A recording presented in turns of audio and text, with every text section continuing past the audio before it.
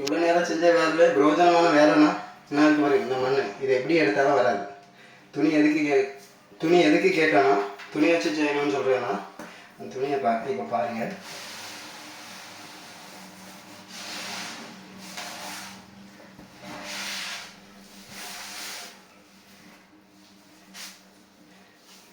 இதில் ஒரு மண்ணெல்லாம் வந்துட்டா இதுக்குதான் துணி வச்சு தொடச்சிருக்கணும்னு சொல்கிறது.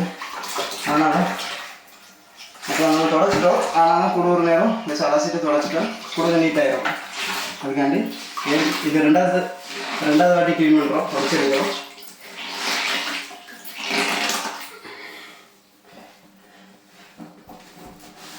நம்மளுக்கு எங்கேயாவது மண் இருக்குன்னு ஒரு டவுட் இருந்தால் அந்த இடத்துல அப்படி தொடச்சி எடுத்துக்கிறோம்.